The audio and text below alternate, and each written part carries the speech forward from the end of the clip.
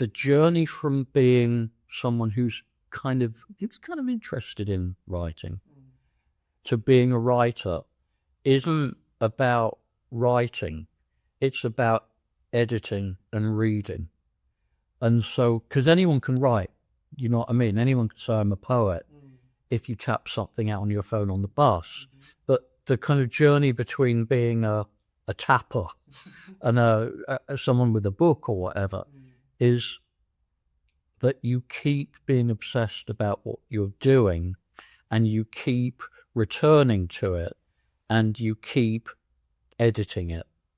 And so that's something which young writers, I don't mean in age, people who haven't written that much, you know, can be someone who's 80. But if I got one message from my students, it's write all time and edit, and realize that what you have to do to be a writer is you have to keep going with it. It takes as much time to write something that size as it is to write a novel, in terms of energy and focus and kind of learning, if you will, reading and all the rest of it.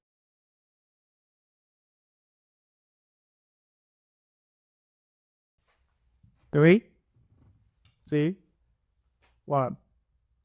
Hello. Welcome to another episode of the Jeoffrey Sarpong podcast. Today I have a very special guest today, Tim. Tim, how are you? Good, thanks, Jeoffrey. It's a pleasure to be here. Nice to be talking with you. Thank you so much for being here. I think this is one of my most anticipated, for me personally, episodes because, you know, just always, obviously I came to this uni for my master's and doing the creative writing masters, and just from then on my love for poetry has just grown and grown and grown. And so I've always wanted to have a real in-depth conversation about poetry and, like, you know, unpick it from all these different sides. So on that topic to start, I've always wondered how people find their thing, how people find the thing that they're always passionate about and be interested in. So for you, when did you start falling in love with poetry? When did you start getting into the world of poetry and really going into depth of it? It's a good question. I'd been asked it before, and I still don't really know the answer to that. For me, when I was a kid, I remember being in school when I was about 14 years old, and my English teacher said, we're going to study poetry next term. And I remember thinking, fantastic. I really, and being really excited about that. And I thought back to that, and I don't really know why I was excited about it. When I was a kid, when I was younger than that, I grew up reading Marvel comics. I really loved Conan the Barbarian comics.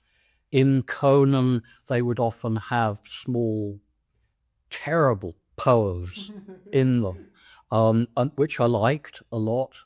I read Lord of the Rings, and there's occasional kind of poetry in there. I don't really remember responding to those poems particularly and thinking that's what I like, but in terms of, you know, kind of early memories of poetry, they were my earliest memories. As a kid, more than that, in a way, I loved music, and the musician I loved most was Bob Dylan. And I think of all the musicians who were current when I was a kid, Bob Dylan was the one who had the closest relationship to poetry in his friendships with Allen Ginsberg, and clearly being influenced by beat writers. And so as I was entering my teenage years, I kind of had that big mix of stuff going on. In terms of actual poetry, at my secondary school, they had a pretty good library, and they had, I don't know, 4 or 5 books of Chinese poetry. And I remember sitting in the library one summer, a bit like today in a way, and looking out of this dark library room at all the kind of trees and the sunshine, and reading these books of poetry written 1500 years earlier in China. and being absolutely obsessed with these writers and the type of writing they were doing. And so my earliest kind of serious poetry, if you will, was Chinese and then Japanese poetry. Go into that for me. So the Chinese poetry, what was it about it? Like when you were reading it, was it the how they described stuff, or what was it about the poetry that drew you in? Yeah, what it was poetry that we study in school is often kind of full of metaphors. It kind of has some kind of level at which the teacher or the kind of critic says there is a more profound level of understanding of this text. And so the poetry that I had at school was always at arm's length. I can't stand metaphor in poetry, and the idea that something needs to be clever people can get it, and that it's explainable only if you have kind of privileged knowledge. And so I was reading Chinese and Japanese poetry, and it's generalizing, but it's kind of characterized, certainly the way it appears in the West, as a kind of pretty straightforward writing. It tends not to have metaphors. It tends to be very straightforward and descriptive, not particularly detailed, but it's kind of poetry very often of friendship and of place and of kind of human relationships.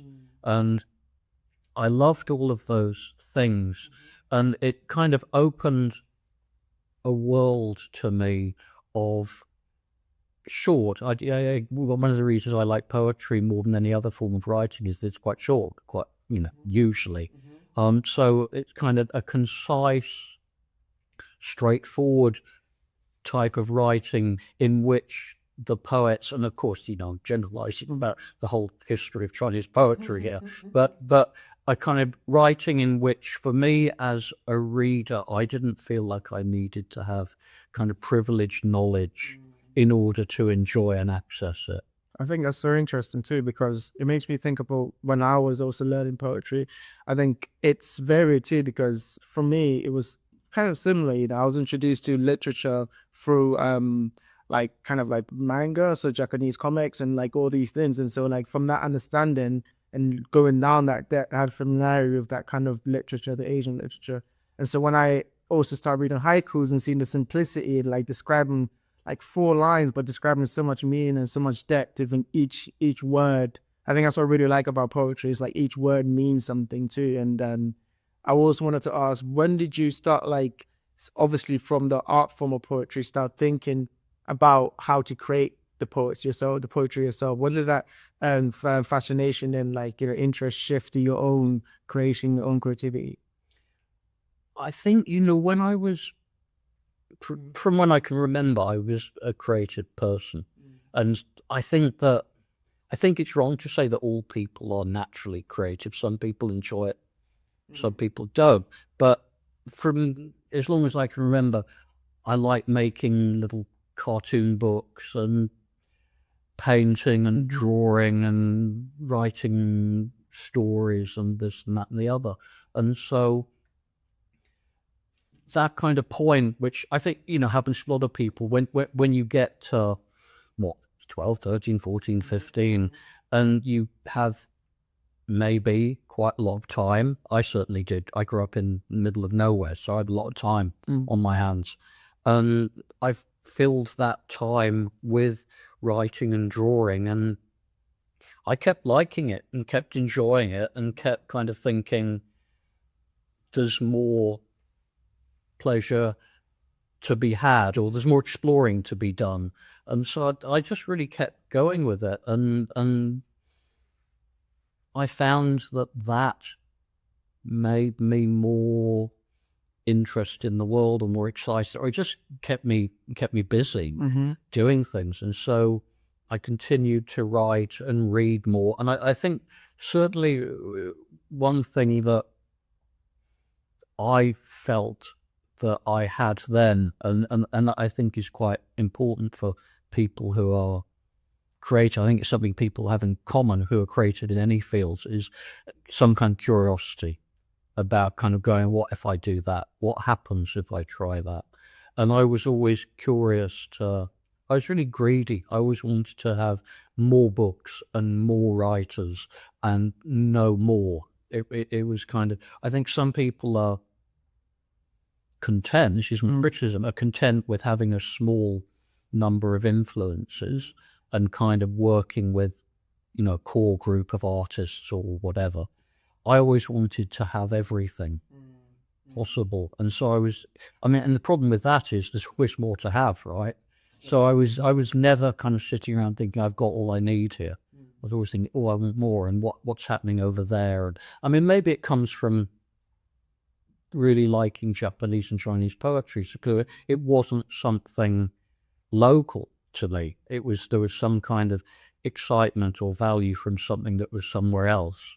And so there's a lot more somewhere else, in a way, in the world than there is what you've got in front of you. And that relationship between what you do here, because you're always here, right, wherever that is, what you do here with all the stuff that you're bringing in, is that kind of exciting dynamic and relationship. I completely agree, and I relate so much to that perspective about finding, obviously, from that kind of where you're local, and then finding something that's almost foreign to you, and then finding interest in that thing, and you go and opens up your mind up to what else is possible there. And just like that search for curiosity, I think I've always had that too, that search of like, understanding that, okay, this thing is interesting. It's like I always say, things are like infinitely interesting. Deeper you go, the more you realize how interesting it is, because almost like your mind understands a little bit more, and by understanding a little bit more, you understand, oh my God, like I was missing this whole other part of it. And I found that a lot in literature too, was like I would like read a book, or like read a certain poet or a writer, and then from his words or his understanding start opening up. So also talk to me about that, the idea of curiosity that you mentioned that is an important part of your life. What role has that played in like your exploration of other kind of fields, and also like leading into academic and academia as you got older? How has that kind of like helped kind of like bridge that, you've understood curiosity as a thing where it's important for you. How has that as you got older helped you branch out into academia and like teaching? Oh, okay, I see what you mean.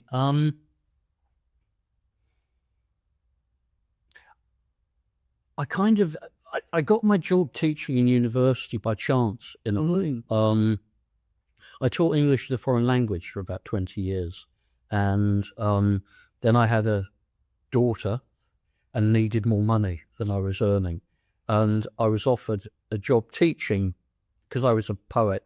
By that point, in my 40s, I was offered a job at university, and so I started teaching at the University of East London. And what interests me about that kind of journey is that when you teach English as a foreign language, you're in a classroom 5 hours a day, 5 days a week. And so you've got a lot of time where you are having to keep people learning, entertained, busy, all of those things. And what happened with me was when I came to teach at university, I don't think of myself as an academic. I've got a PhD. I'm Dr. Tim Atkins. I think I'm not in denial of that fact, but the kind of energy that I brought to suddenly when I was in a university was the way that you survive as a teacher in an EFL classroom is by not doing all the work. Because if you talk for 5 hours a day, 5 days a week, you're doomed by Monday afternoon. And so the business of going to university and going, I want you to my students, I want you to do the work, I want you to talk together. It's not about me giving you information. It's about you playing and exploring together. with me, kind of, in a way, I kind of see myself as being something like, I don't know, I haven't thought about this before, but on one level, I feel like I'm like a waiter, just with a tray, going, try all these things. Fascinating. Try all of these things and see what you think. And on another, I'm kind of obviously I'm the person in front of the class. So clearly people say, you know, what's my journey been as a teacher? So I'm aware of the fact I'm a model for people as well. But I think for me, the most useful model, when I was a young writer, I think a lot of teachers teach the way they wish they'd been taught. Absolutely. Right? And the way that I wish I'd been taught is I still am, sensitive person, I think, but creative writers benefit, certainly this is my experience, benefit from praise more than from criticism. Criticism's never a useful word, I think. But the kind of business of being an enthusiastic advocate of people's writing it's those two things. Having a tray and saying, try this, and then saying to everyone in the class, whatever you do, I'm going to support you with that. Some writers, some students say, I really want you to critique my work. And I never, ever wanted anyone to critique my work. I just wanted people to say I was a genius. Yeah. No one ever did. But that kind of business of going, yeah, keep going. Yes, you know, keep going. And I'm interested in your journey. And that's what I always wanted from people. And so, I mean, this is a long answer to your question about kind of being an academic. If an academic is about having specialist subject knowledge, I've got tons of that, right? And I've written thousands of books of poetry. I've been in a classroom for thousands and thousands of hours talking about this stuff. So I've got all that knowledge, but I don't feel that it's particularly about me saying to someone, you need to know what I think about this. I'm more interested in going into a classroom and saying, let's create a situation where we can be curious about the stuff that's on the tray, if you will. And so, again, you know, when of course, as a teacher, I probably read more books than the people sitting in front of me. I've almost definitely written more poems, but I don't know. I always kind of feel like I may be sitting in front of someone who's going to be a far more interesting poet than me in 10 years' time. Everyone in the room may be far smarter than me. So it's not, on one level, it's a hierarchical experience. But on another, I'm interested in it being a much more egalitarian, democratic experience. Because, I mean, God knows, we're all just trying to get through the day. I think that's so unique, and I think that's what makes you a very special teacher, because you have that understanding. I think people in your classroom feel that.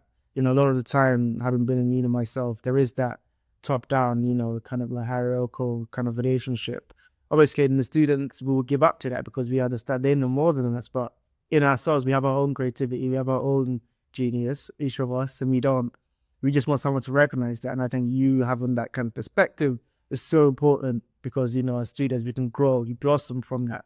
And I think that's beautiful. Another question I had too was, from your experience of having that relationship with these students, is there something you've noticed is unique to writers? You know, have been in these classrooms, do you see something is kind of a through line with every I will not say creative, but every writer? Do you see them kind of like develop in a certain way, or kind of understand writing in your own ways? Is there something you've realized there? I think there's, I mean, two things, and again, to a certain extent, it goes back to, you know, like I said about you teach the way that you, my journey as a writer is the way I kind of assume most people in front of me are going on a similar kind of journey. And there's one side to that is that my life always changed as a writer, certainly as an early writer. When I got a book that I want to be like this writer. And so what I'm wanting to do with everyone in my class on one level is give them the book. They're going to go, oh my God, this is the thing for me that opens the door. I mean, I can give you... Please do. What book was? Do you remember what book? If that was that for you? Yeah. I mean, so it was the Chinese books, the poetry in the library when I was 14. There was Jack Kerouac's writing, obviously. Well, he was a poet. He was not an interesting poet as far as I'm concerned, but as a prose writer, most extraordinary writer for me of the 20th century. And so reading Kerouac completely changed my writing life. Bernadette Mayer, Lisa, now Isaac Jarno, scores and scores, right? Scores and scores of poets. And so on one level, I'm always on a mission to kind of look at each student and go, I'm going to give you that book. And maybe that's going to change the thing. So that's the kind of one side of it. And yeah, I mean, the other side is just as I say, it's about saying, I support you in your journey, and wherever you want to go, I will hopefully make that easier. I think the other thing so it's like I want to give people books, but the other thing I want to do is go,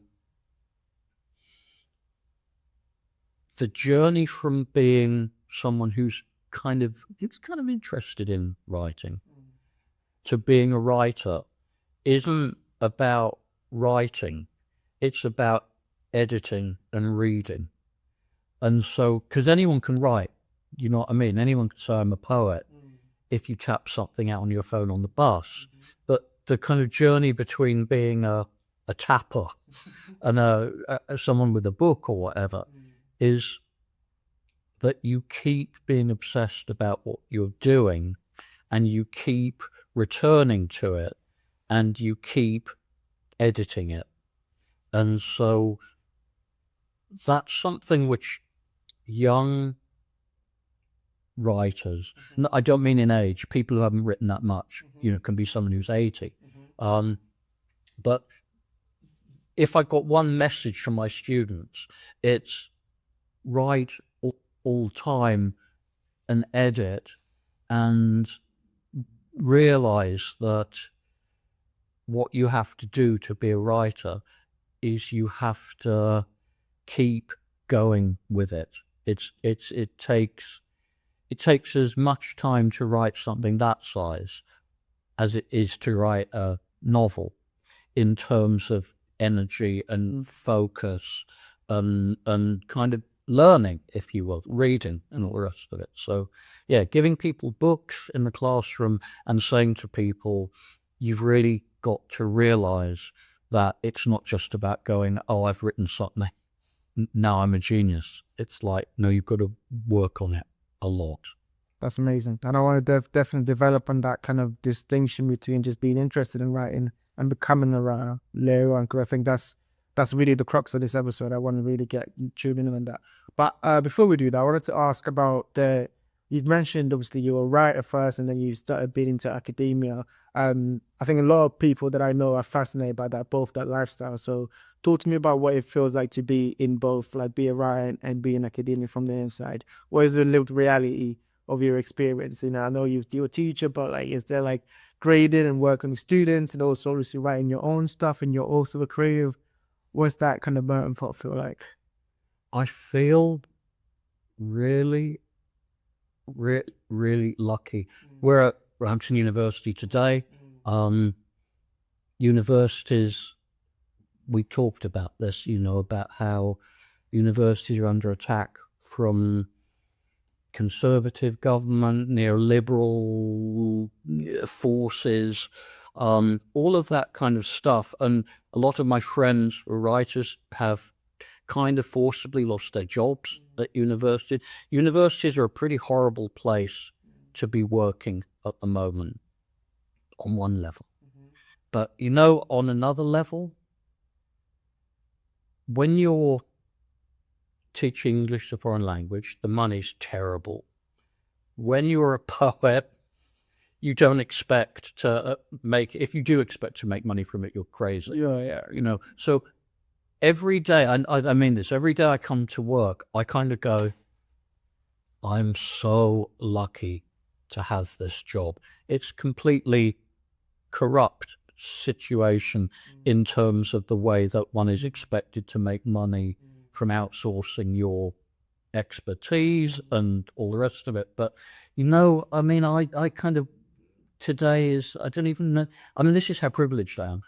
It's a Wednesday today, isn't it? Most people who work, no, it's a Monday, Tuesday, Wednesday. Do you know what I mean? Yeah. It's like I have for 20 years picked up a wage which is extraordinary to me.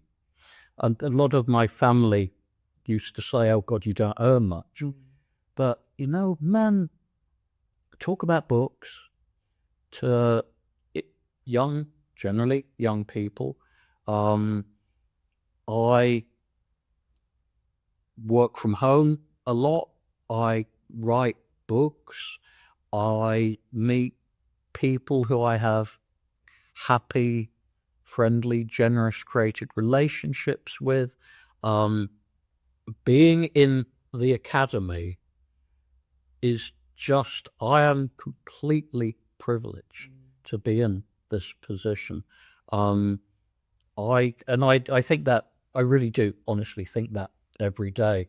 I think I'm kind of lucky in that I've never needed to justify my position in a university in the way that a lot of people have to, through saying, I've written this book or I've done this, that, or the other. I'm under increasing pressure to kind of prove myself.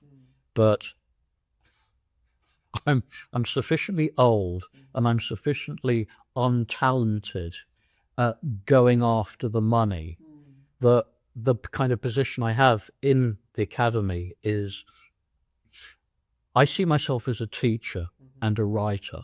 And most people who work in university see themselves as academics, rightly so. Because if you're, for example, a Shakespeare scholar, the place where your scholarship is approved and given validity is in a university. But for me, my poetry isn't given validity in a university. It's given validity through people in the world reading it. And so it's a very different relationship on that score. So it's kind of, it's an uncomplicated relationship. I'm a scholar. As I said, I've got a PhD in a particular area of poetry. I did it in order to get a job at university. You have to have that now. And so I did it for that reason. But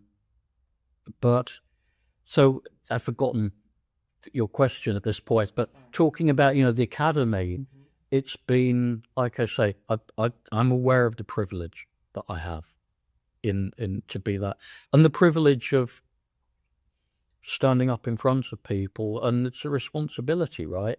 To kind of, I remember a friend a long time ago said something along the lines of, I'm a poet, what kind of, I'm invisible and unimportant. And on one level, poets are invisible and unimportant. But to the people in my class who are kind of thinking my opinion counts, I want to be true, positive, generous to those people. And so I always see that as a responsibility. That's half of an answer. No, that's a perfect answer. And there's even more than I expect. That's a thank you. No, I think it's so true. I think teachers are one of the most important influences a person can have, especially a creative. I think almost every creative I speak to, their start is from that one person who inspired them, and it just gave them the ability to just, for them to understand that actually this might be something I can do. I think that's why the answer is so important, because I know a lot of people who are, like I said, on the other side of that, curious, but the belief isn't there for them to understand this could be a life, and I think it's amazing to see that could be a life, and the realities of that too. I think we live in a world where maybe monetary ambition is always kind of overshadowed a lot of things. I think I was talking about by you before about that the creative, that kind of aspect of like poetry and the understanding of like all these things are being like lost, but they're just as important, or even more important, for the human soul and for human development, especially for young kids these days. Because as you get older and older, life gets harder and harder, I presume. I don't know. But like the things that are important, the things that matter, you find those things represented really well in poetry and the arts, which I think is amazing. On that point, actually, I had this idea that I've been thinking about recently, and I don't know what you think about it. It's I have this idea that for creatives, ideas have people, so that the creativity is channeled through you. And like I speak from my own experience that most of the time I don't have as much authority or as much control or as much direction over my own creativity as that I think I have. I kind of wait for the muse of creativity to hit me, and then boom, it goes off. But most of the time, I'm kind of that kind of pull and pull balance between that is often difficult for me to kind of understand. What do you think? Do you think ideas have people? Do you think people have ideas? Do you think creativity is something that we kind of author ourselves, or do you think it's something that kind of happens to us? I think if you try and generalize about this, you're in trouble, in as much as I hadn't thought. It's a great question. I haven't thought about it the way you've asked it.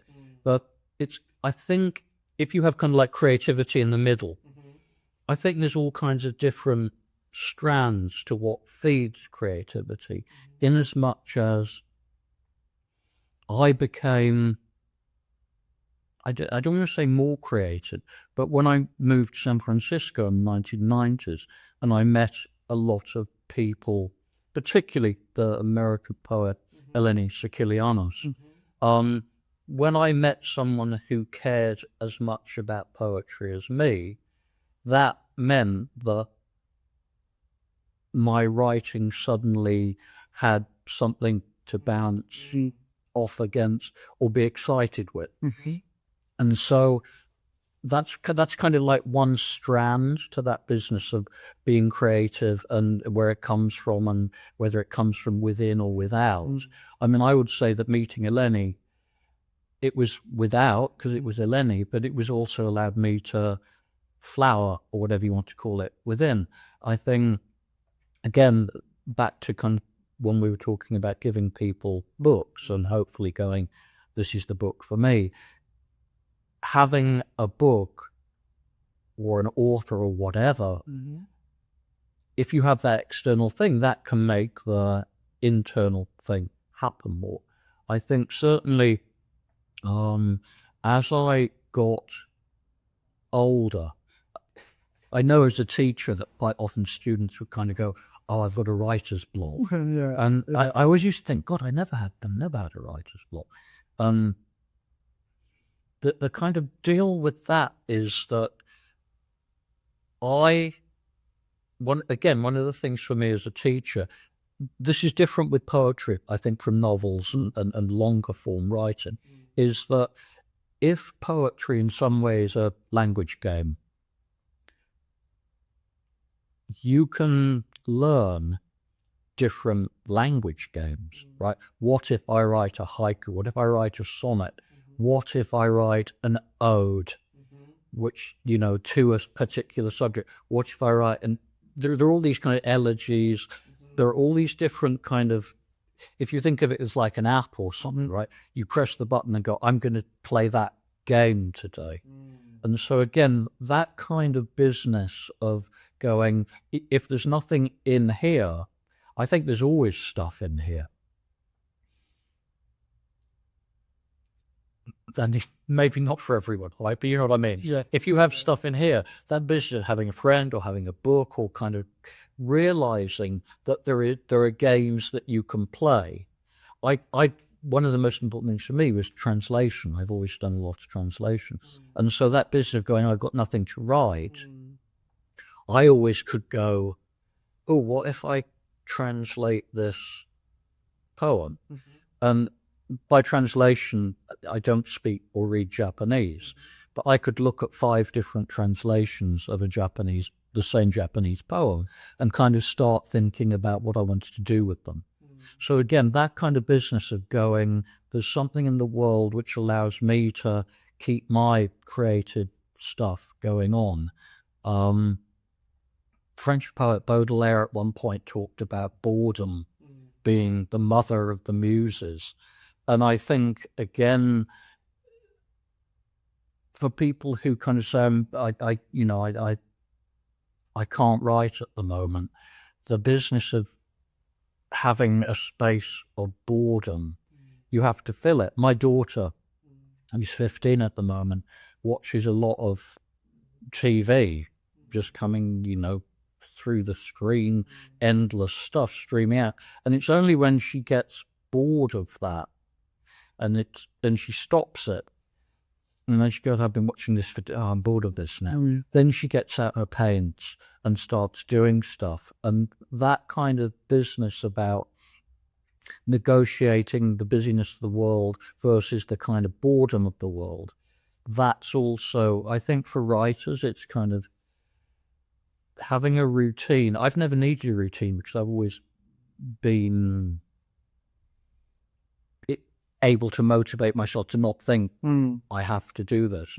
But that business about saying, well, I'm a writer, I'm going to write every day, is important too. So I think, like I said, the kind of business of internal creativity versus external, I think it's always a kind of relationship between those things.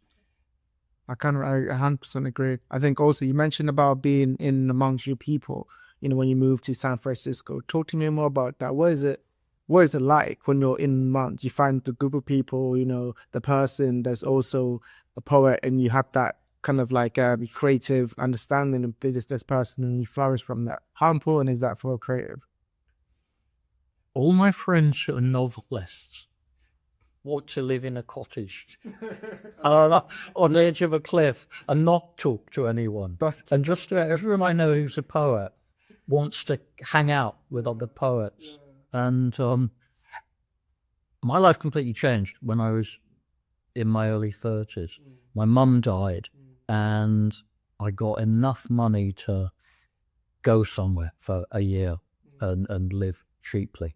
And I went to San Francisco, and up to that point in my life, I hadn't known anyone who was a poet. A lot of my friends were musicians. I lived in a world of people who were painters and musicians, but not poets. And when I went to San Francisco, I met Eleni, who's a well-known, you can Google Eleni Skilianos. She's everywhere. When I went to San Francisco, I suddenly was a person who was a participant in a writing scene where people were much closer to my age, and it was, it's a generalization again, but the kind of, in the USA, being a poet has got more, I think all my American poets would disagree with those friends, but it has got more kind of gravity. If you're a poet who's publishing, you're in the States, you're the equal of a visual artist or a filmmaker or a musician. Whereas here, if you say, I'm a poet, it's kind of like, yeah, whatever, you loser. Not quite that, but it's a very different dynamic. So when I was in San Francisco, all of a sudden, having people, particularly Eleni, who I was reading her work, she was reading my work, we were going to lots of readings because there were readings all the time in San Francisco. I was suddenly made aware of literally hundreds of writers whose work I didn't know. That whole kind of world of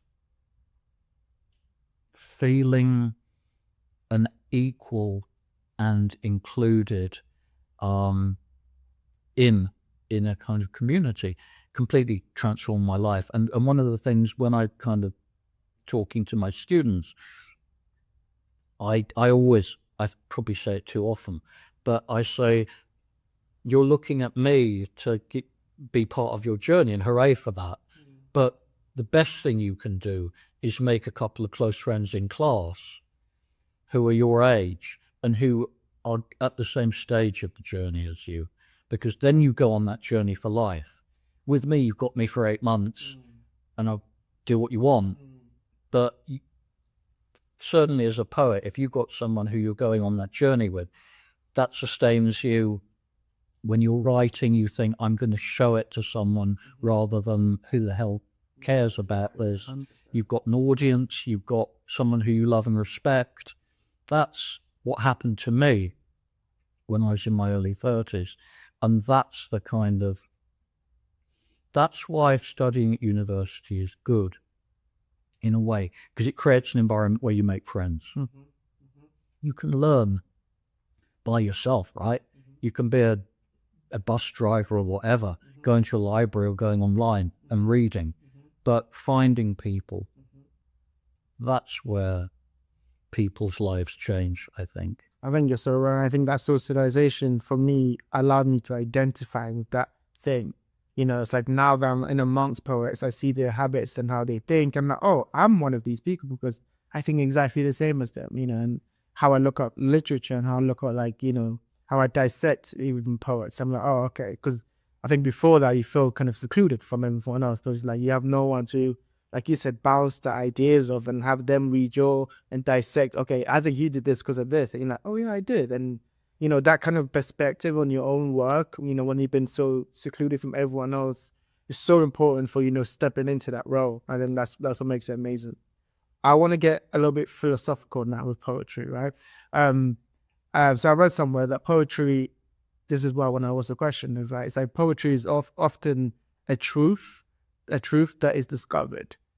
What do you think about that idea? The idea that poetry is something that kind of reveals the truth in the world has already existed, you know, like we kind of point it out instead of, you know, make it, you know, it's not, you know, back to the idea of is it created or is it kind of, you know, discovered? How's that idea been? Is it been true for you in your experience, or has it been different? I'm smiling as you're saying it because it's kind of, I think that's, on one level, that's the most exciting thing about poetry. But on another level, that's the most dangerous, toxic, pointless thing as well. In as much as, obviously, I've thought about this and talked about this all my adult life, really. But I'm really very uncomfortable with the idea that a poet is any more privileged or any more talented or any more, whatever you want to call it, aesthetically, spiritually, emotionally, even creatively kind of special or empowered than anyone else. I'm really uncomfortable with that idea. I'm really suspicious of it. I really don't like the idea of anyone saying I'm above anyone else. And I think there's a real tendency or possibility that by kind of poetry does that. I mean, of course, we know this, right? The culture on one level, someone goes, oh, you're a poet. Oh, people have said this to me, you know, you're a poet. Oh, you're too clever for me. Yeah. Then it's like, I don't want poets to have that position, and I don't want you to think of me like that, and I don't want my poetry on one level to be like that. I don't believe that, you know, the more that you read poetry, the more that you understand poetry, the more you get poetry in a way. It's not like everyone can just pick up a book and go, I see what's going on, because it's a language game, right? And on one level, you need to know the language game that's being played.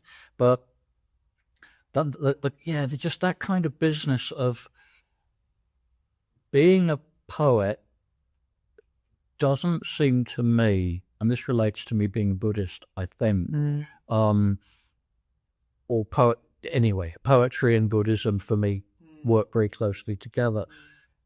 I think that poetry allows people to pay attention to the world and to, in case of poetry, to language themselves and a community if they find themselves in that community. I don't think that that is more inherently valuable than being a cook who's kind of working with food and serving food to people and kind of working in a kitchen. I don't think it's more valuable than someone who's doing, I don't know, yoga podcasts. You know what I mean? Like that idea of like, this is some kind of apex of the culture and that we are in some way responsible for communicating the culture. It's a game that we play and it's a great game. And some people are good at it and some people aren't. So again, the idea of generalization, right? It's like there are a lot more terrible poets than there are good ones. There are a lot more mediocre football players, painters, you know what I mean? So that business of kind of going, this is a group of people who are special or privileged. It's like saying people who play football are better. They're just people. It just doesn't work. And I think there's a tendency for, and the problem with this is, there's a tendency for people at times to kind of go, poetry's special. And on one level, I think people do it because you have to say that, because most people don't think that it is on some levels. But it's like I said, I mean, your question is such a tricky one, in as much on one level, a lot of value in my life, a lot of pleasure, a lot of my understanding of the world and myself comes from being a poet. But the idea, the other kind of side of it, that this makes poetry itself special and valuable, yeah, it's made it that for me. But it doesn't make it that for everyone. And like anything like this, it can be negative too, you know? I think I agree. I think also when you mention about kind of like having that relationship with poetry where people will kind of like put you on a pedestal, that's also dangerous, especially for a poet. I think my question was rooted more on like the truth expression yourself, like you've said, how it's kind of revealed your truth of yourself to yourself. But you're right, because that can get taken because language is put on a wave like, oh, you're good at language, which means you must be, I guess that's value or moral in some sense, you know. We take that kind of like, you know, false equivalency. But it's like, you know, people put you on a pedestal and you start treating you different when all you want to be is understood. You want to express yourself as someone to be like, oh, I hear you. But instead they put you on like, oh, you must be way smarter than me, which kind of isolates you even more, which is exactly what you don't want as a poet. Yeah, absolutely. You know, I mean, I've certainly learned about myself. I don't know if that's true, but I've certainly spent a lot of time putting words on the page that have been about my journey through life. I don't know if that's helped me or not at all. But on one level, if externalizing your interior stuff is a way of not having it stew inside you, I've certainly been able to, through writing, get stuff out. Talk to me about the process of writing then. Is it, for you, is it an intuition thing or is it an intentional thing? Do you like put time aside for it to sit down and then like things like you mentioned before, it comes from within, or is it something that kind of, as you live through life, you find a need to express and then that kind of intuition comes out for you to sit down and express? How does it work for you? For me, I've never needed to kind of, it's like I say, set myself writing time. Always, when I wanted to write, I've written, and when I haven't wanted to, I haven't. I mean, the thing for me is that all of my writing, some people write separate poems in a way, right? With me, it's always about, I have a big idea that I want to write. So each of my books has been about a particular idea or theme. So what I've done with all of them is kind of gone, right, I know I want to write about this, and I'll keep writing about it until I've written it out. And it's done. And then I've been lucky enough to always have people who wanted to publish my work. And so I kind of go, right, I've got this book, there it is. And so, you know, I've written books about where I grew up, written a couple of books about my daughters. I've written books about particulars, one about politics, one about exile. So it's like I have an idea, and then I do all of that, and then when it's done, it's done. And I don't necessarily, like I said, I don't have writer's block. I don't beat myself up about it. When I was younger, and I don't think I said this earlier in a way, students who kind of go, I've got writer's block. I mean, my answer to that is, if you have got writer's block and you never write ever again, so what? Right? You do, so you don't. It's like, I wanted to be a painter for a while, but I stopped painting. So what? I stopped. And if you are a writer, you will keep writing. And so with me, I kind of, students I've got writer's block, I think it kind of, I'm aware of this because I've said it so many times. But when people go, I've got writer's block, I'm really worried. You know, the expected answer is, don't worry, it'll come back. My answer is, well, maybe you're never going to write there again. Just scared of me. No, maybe I'm never going to write ever again. There's more to life than this. But if you're a writer, well, you'll write again. It'll happen.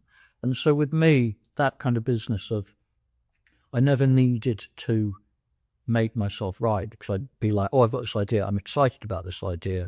I'm going to write about it. And then when I'm done with it, I have, as you get older, you have more faith in that fact, right? If you're 22 and you haven't been able to write for 3 months, that's a bit of a bigger chunk of your life where you're going, oh, fucking hell, I'm never going to write. Maybe I'm not. For me, you get older and you go, oh, I didn't write much for 6 months. Yeah, but that's happened 4 times. And I've always gone back to writing. So you kind of, you feel less stressed about it as you get older. Yeah.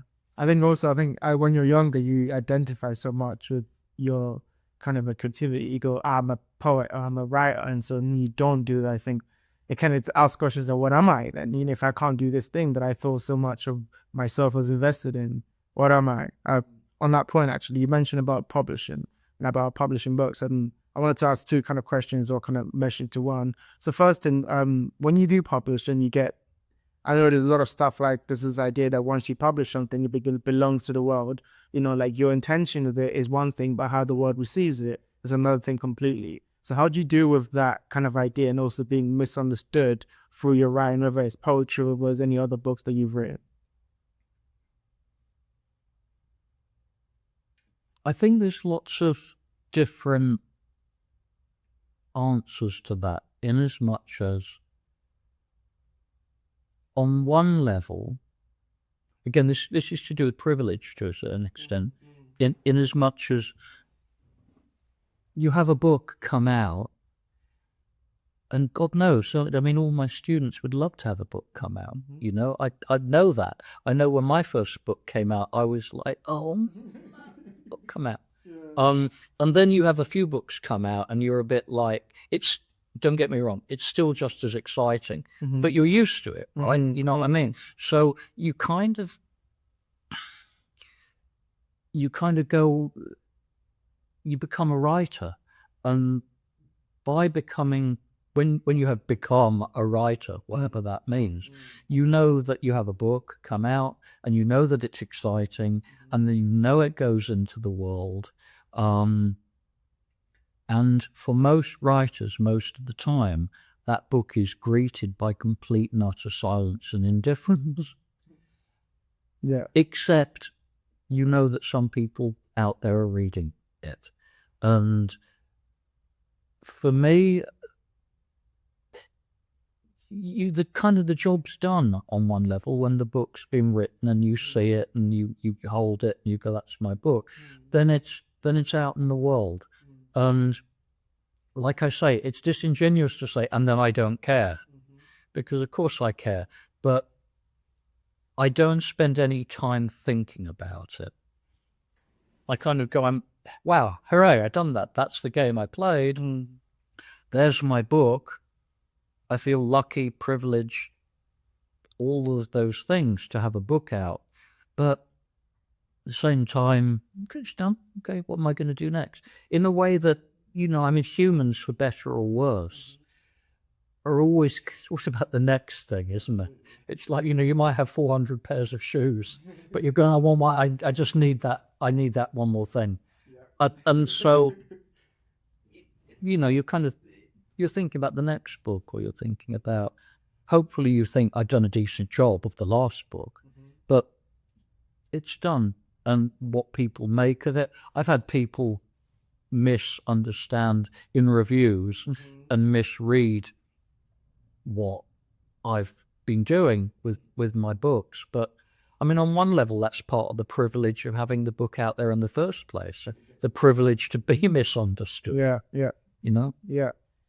That's so important. That's so true. Because I think, like, you get so caught up in the creation of it, you might think like you control people's opinion a bit, when it's actually a privilege for them to be able to look at it. Because, like I speak for a lot of people my age, all we want is a book to hold, to be able to someone else to read it. And even if they misunderstand it, that's kind of okay. Okay, another idea that I had that I wanted to ask you about was the role of failure in this journey that we're all going to go on. And what advice would you have for people watching around that age, or even a little bit older, just beginning their creative journey, broadly, about how failure plays a role in that journey? Like, does it, because a lot of the time I feel like, we take failure as such a definitive full stop, when actually it's a comma. It's like, okay, this happened and then this happened. I'm learning that as I get older. But from your experience, what advice would you give people on how to look at failure, even handle that in their journey? I don't know, to be honest. I mean, on one level, if you flip that, what is success? In as much as, am I a successful poet? In the eyes of people who have got fewer books or not published in wherever, I'm successful. But what about me looking at someone, going, oh, but they got more sales, more reviews, more this or that, the other. And so on one level, I think, certainly in the eyes of the world, an external judgment, failure is a very kind of relative thing. On one level, you can argue that all poets are failures, pretty much, right? In as much as I think, but like, kind of every writer would like to be read by more people. Yes, exactly. To be approved of or applauded or whatever more. So on one level, everyone's kind of going, oh, I'm a failure myself. But I think kind of internally, that kind of business of failure, one of the things for me is that, like, going back to what I said about kind of editing and stuff with my students, is that you become a success by realizing how important failure is in the process. And what I mean by that is, when going back to talking about when I was a kid and starting writing, I mean, it'd be the same for you, same for everyone, right? When you're young and you've got your first book where you're going, I'm going to put poems in here, and you've got 8 poems, and I remember this really clearly, and then going, oh, now I've got 15, and now I've got 18. Oh my God, and they're the only 18 poems you've got in the world, and you hold on to them, and they're super important. But the way that every writer becomes a better writer is by looking at 17 of them and going, they're failures. You know what I mean? This isn't as good as it could be. I didn't get this right. I mean, I think, again, one of the big things I always want students to be aware of is whenever there's a writing deadline and the deadline says write 30 poems, I always say, don't kind of go 28, 29. Oh, I don't. It's write 100 and throw away 70, because then you've got choice, and then you've learned, and then so the 70 if you got, we're talking about 100 for sake of argument, the 70 that are failures allow the 30 to succeed. But if you only write 30, it's kind of like a batting average, or whatever you want to call it, you know what I mean? But if 1 in 10 poems is decent, think how many you've got to fail at in order to succeed. And so the kind of the idea that there is success here and that there's failure here, I think they're completely connected, right? And if you are afraid to fail or afraid of failure, then you'll never succeed. You've got to always kind of go, it's part of the process, and kind of enjoy it, you know. I mean, certainly for me, as I'm writing a lot of poems at the moment, and I'm no different from any other writer. I write this much and I go, that line stinks, that line, can I change it? And then you try and change it, and then you go, I want to keep it because it's in there. But actually the moment of liberation is when you just go, no, delete it. And that's when you go, hooray. Yeah. Kill your darlings, right? I think, okay, so on that point, that's getting rid of that 70 failures, right? This is a personal question for me. How do you get to a point where you get better at that? You get better at the process of eliminating and editing, because I feel like that's the really, like you said before, difference between a good writer and a great writer is the ability to recognize the poems that doesn't quite fit into, or like fit into the idea what they're trying to say. Like you said, you have that big idea. In that big idea, there's so many plot points, but it's like, which ones really do align properly, right? So how do you get better at the recognizing those 70 failures and stripping back and being comfortable in yourself and doing that? By doing. You're almost coming much of that one. And there's it really, I don't know. I mean, just by doing it and doing it and doing it. I mean, I think that I'm a average writer, but I think I'm a really, really, really good editor. And some people, I guess, you know, are much better writers and they spend less time editing. With me, I know that I can blur something on the page, but if I edit it and work on it for however long, 100 edits, whatever, I can make something good. I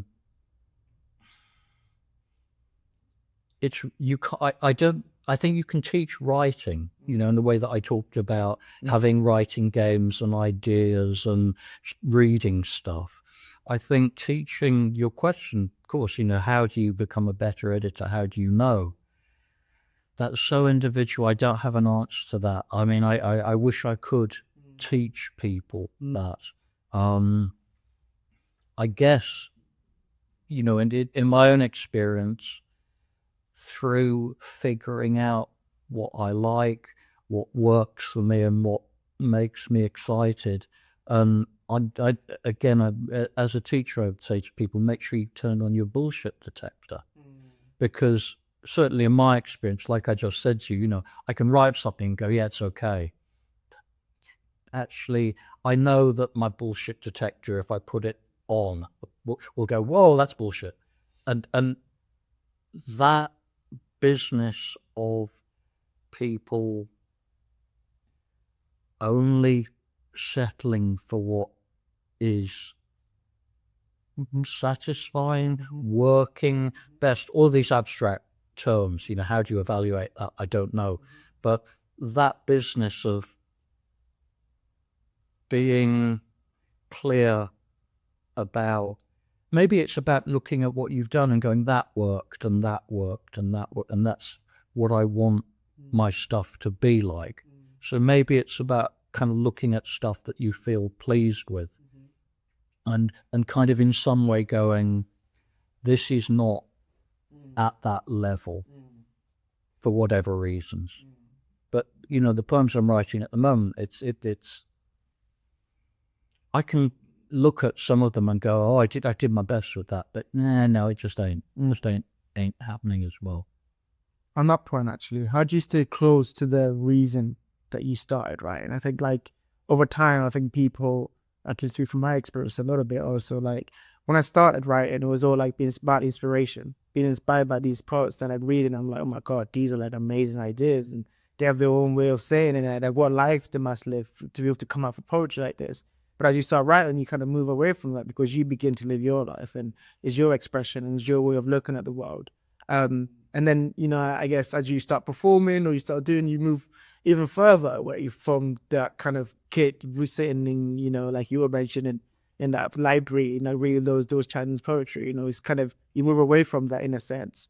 But I think to always discover that, to keep on going, to keep on persevering over time, is to remind yourself the reason you started writing poetry, so you don't get too moved away to like the kind of like, the fame or like whatever kind of glory you associate with the pursuit.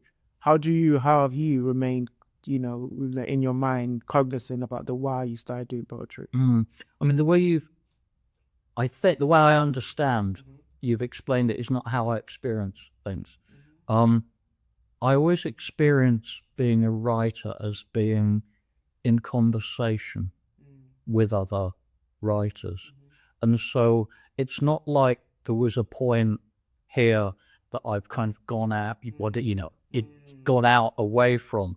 I always feel like I'm traveling through my journey as a writer, being in close, passionate conversation with my friends and with particular writers. And the friends don't change, but the writers do, depending, like I said, I kind of think in terms of books. And so I don't really think about a kind of an audience. I know that a certain amount of people, not loads, of course, because it's poetry, but a certain amount of people in different parts of the world read my writing. And I'm grateful, happy, of course, about all of that. But my journey is about a kind of smaller bubble, in as much as it's about me and the people I care about as fellow writers and readers. And it's about the poets that I am in dialogue with. And that's not changed. I don't feel like I've moved away from that dynamic and that kind of set of relationships as a writer. Yeah, that's never changed.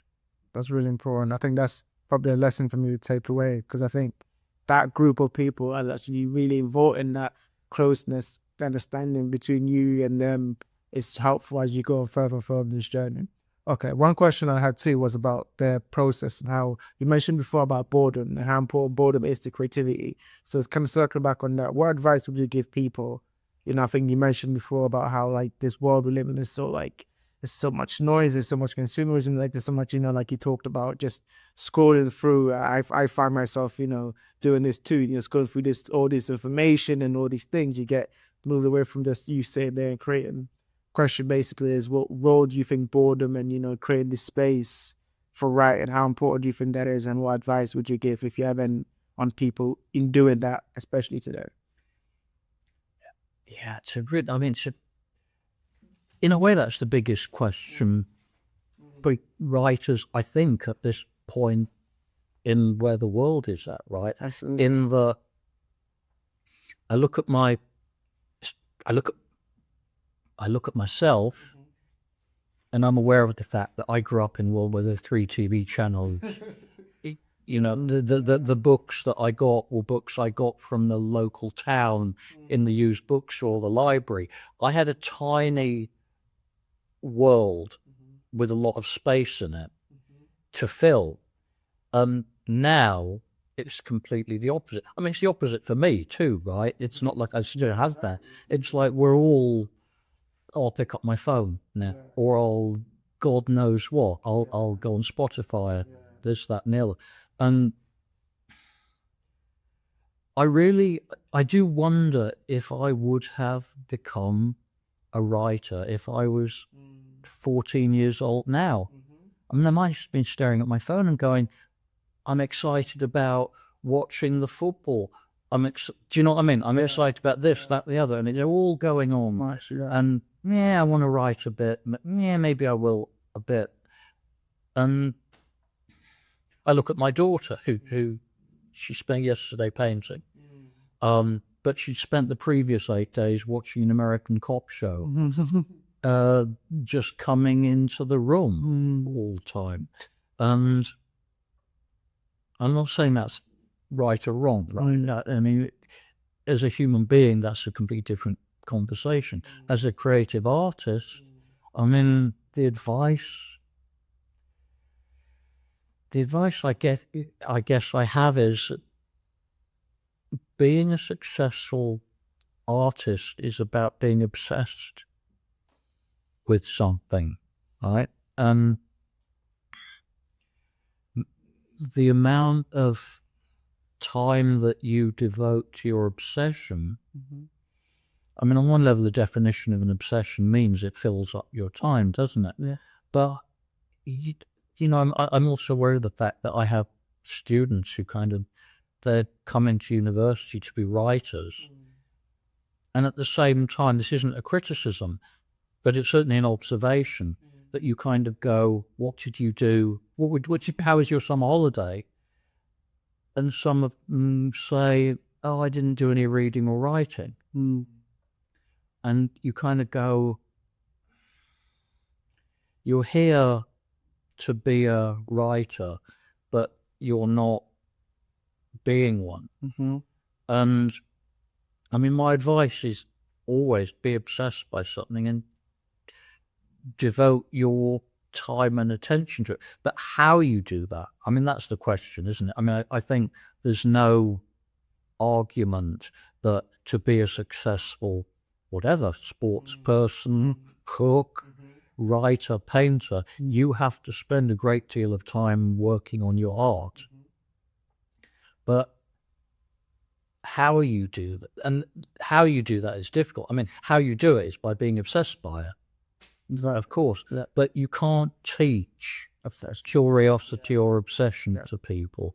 And I think the culture makes it harder to be curious and obsessed, or focused. Maybe focused is the right word. I mean, God knows the world's, if you're a curious person, there's plenty out there, right, to keep you busy. Yeah. But in terms of being focused, it's a lot harder. I don't have an answer to that. I wish I did. I think the answer is obsession. I think you're completely right. I think even from my experience, there's less people that I know that are obsessive about a thing, like just interested. There's the kind of like a broad interest in many things, but not like a focused interest in one thing. And I from my experience, as you get more interested in a thing, whatever it is, whether it's poetry or football, anything, right? there's beauty in that. There's that kind of like focus, intentionality that comes from like, finding interest in something. And then over time, I've seen it kind of enclose that's just your mode of thinking. You be out as a poet, sometimes I'll be out and about and I'll see a word and that will inspire me. And it's like, yeah, I'm not always doing it, but I'm always on. It's like a sauna is always on. And I think that's in that you find peace. I think you find kind of like, and I think internally we want to find something. Mentioned at the beginning of this thing about finding the thing. Many people I know have difficulty finding their thing because they're so, like focused on so many things. And I think if you just push all that aside and just try out one thing, no matter what it is, you start to see in it so many beautiful things, and then you start to see yourself in it, and then you're off to the races, because then you start to becomes a lifelong thing. At least that's what I found.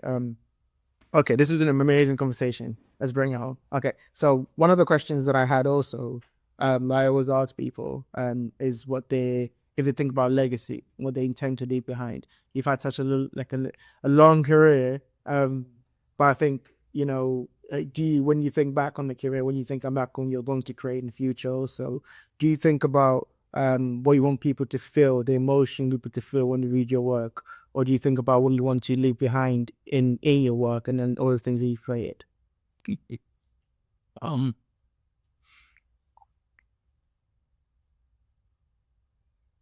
I think that I've got a number of different answers to that question, in as much as there's part of me which wants it all to just disappear. And if that sounds like it's kind of egoless, I'm really suspicious of that, in as much as I think it's kind of quite egotistical, in that I want to disappear is quite an egotistical thing to say. I mean, it's also egotistical in as much as the idea that I have a presence in the first place. I'm invisible. I'm a poet, right? So saying I want to not be visible to the world, the answer is I'm not anyway. But legacy, I'd like my 2 children to read my books. Part of me, when I was younger, I'd never been unrealistic about being a poet. I do it because I love it. I do it because I can't help doing it. I do it because it's fun, and my life journey has been that. But the idea of thinking I'm doing it to be on bookshelves, I'm doing it to make a mark in the world. I mean, if I could press a button and my books be considered as interesting as the poets I love, of course I'd do that. I press that button. But I don't know. I mean, legacy is a tough thing as well, given the state of the world, right? Universities are closing. The one we're sitting in has got half as many books as the library, that was on campus 20 years ago. People, I think, will always read. People always care about these things. But the idea of I don't spend any time thinking about this, and I don't write anything with the idea of what's my kind of legacy or what do I leave behind. I mean, having said that, for the first time in my life, the stuff I'm writing at the moment is really clearly, obviously autobiographical. And I'm not doing that for a reason. I'm doing that because I can't help doing it, because that's what I'm doing. And I'm happy with the game I'm seen to be playing. Yeah, I don't know. Again, maybe back to being a Buddhist, but I think everything disappears. I disappear. The world disappears. The idea of kind of something that doesn't disappear. What's that? I don't know. I think everything disappears, so I'm not spending any time resisting that. On that point, then, about, you mentioned a lot Buddhism, and we talked a lot about poetry. I think for you, there's kind of, like you mentioned, there's a kind of a way they come together. I always ask people to close out podcasts always about the meaning of life or the meaning they've discovered from life, or if they think there is a meaning to lives. What do you think? Do you think there's a meaning to life, and is it related to any of the stuff we've talked about today?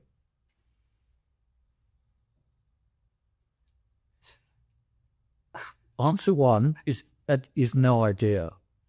Answer two, the greatest meaning in life I found was having 2 daughters. The greatest consistent meaning of life has been my friendships. The greatest solitary meaning of life has been music and poetry. The greatest daily meaning of life, God knows, it's like I've said enough times, or maybe not enough, how privileged I feel I have been, but I still find it really hard to get through the day on a lot of levels. So, the meaning of life on one level is getting through the day without feeling desperate sadness about everything. Again, generalization, I don't have a single, I know you're not looking for a single answer, but there's meaning in all different places. On a lot of levels, I struggle to find meaning. But I'm curious to find it.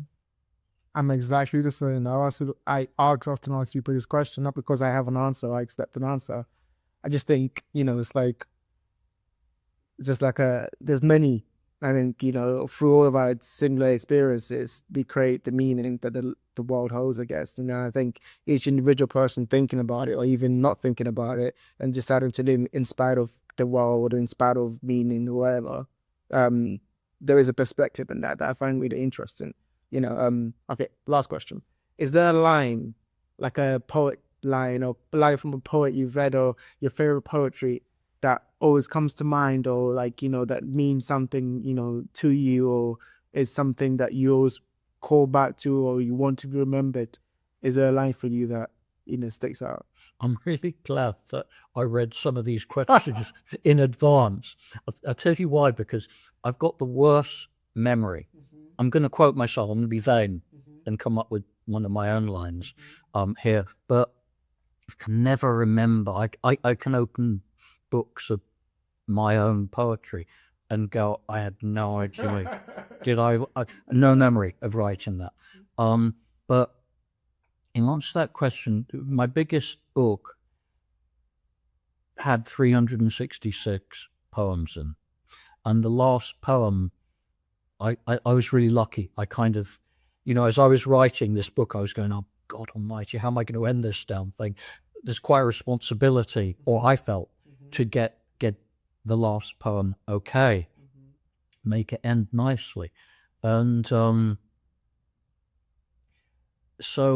and I think I managed it okay. This is what I'm going to come up with. And I'm glad that you asked me in advance, because I would have gone, God, how did it end? Because I can't remember. And I got the book in my office and I went, oh, that's her.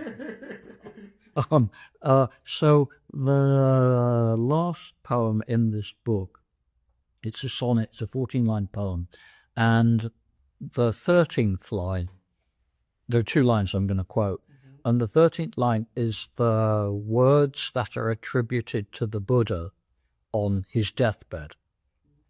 And the Buddha's final words were, work out your salvation with diligence. I think that's a good place to end, right? But I added a PS to that. And partly because these were poems that I wrote when I was over the age of 50. Also, the book, it's called Petrarch Collected Atkins, is partly about the kind of failure of romantic relationships and about romantic illusions. And so the poem ends, work out your salvation with diligence, as if all things were still possible. So it's like, on one level, I don't want to unpack that, right? But on another, it's like, I'm not saying whether it's possible or not, but you have to act as if it's possible to work out your salvation. And that's an open question. Is it possible to work out your salvation? But you've got to keep acting like that. That's beautiful. That's beautiful. I want to leave on that, actually. That's the best way to end it. Dr. Atkins, thank you so much for your time today. Thank you so much for giving me your afternoon and just being the person that you are and just radiating hope. And I think you give a lot of people hope for teachers and just, being every student that you've ever had. Kieran being one of them, just saying how much you kind of inspired him. And so thank you for that, being that inspiration. We're all fellow travelers. Thank you. All right, guys. Until next time. Peace.